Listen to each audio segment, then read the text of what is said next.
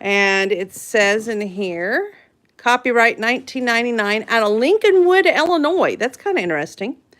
Okay, Snow White, the Fairy Tale Treasury, adapted by Jane Girard, illustrated by Burgundy Niles, Publications International Ltd. Here we go.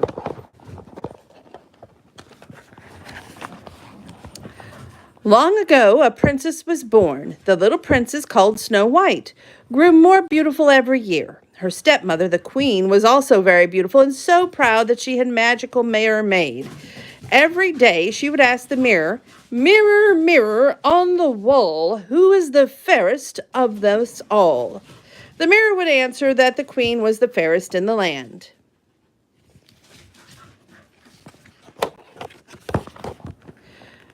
But one day, when the queen asked the mirror who the fairest in the land, the mirror replied, "You, my queen, may lovely be, but Snow White's fairer still than thee."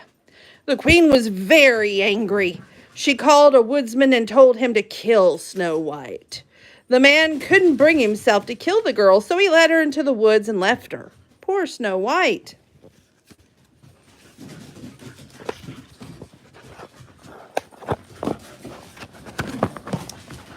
Snow White was frightened by the noises in the woods. She began to run. She ran fast and hard as she could till she saw a little cottage with a red roof. When no one answered her knock, Snow White went inside.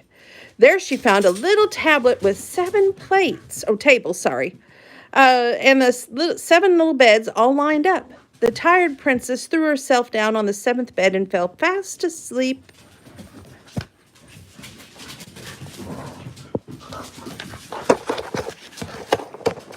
Let me make sure I don't skip a page, so bear with me.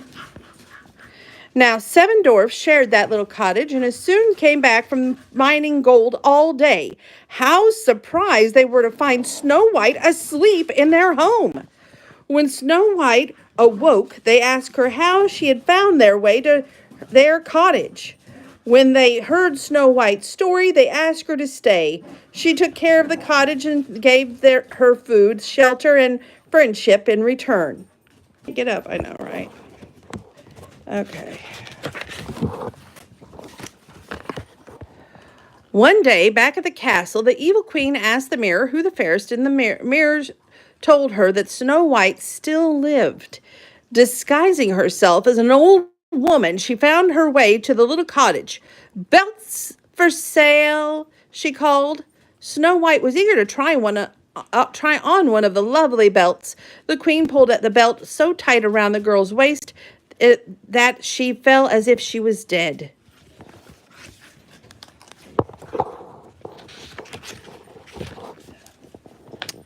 The dwarfs returned to find Snow White lying on the floor. They saw that the girl's belt was too tight and cut it off. She awoke and told them what had happened. The dwarfs realized this was the work of the queen, and they warned Snow White to be very careful. When the evil queen learned from the mirror that Snow White was still the fairest, she shook with rage. The queen vowed that Snow White must die. Come on, little book. Turn the page. The evil queen set out in a disguise and offered to sell Snow White a lovely comb. Snow White put the comb in her hair and fell where she stood, for the comb was poisoned. The dwarfs returned and saw the deadly comb at once. They quickly took it from Snow White's hair before it killed her. When the queen learned that the girl still lived, she used her magic to make a poisoned apple.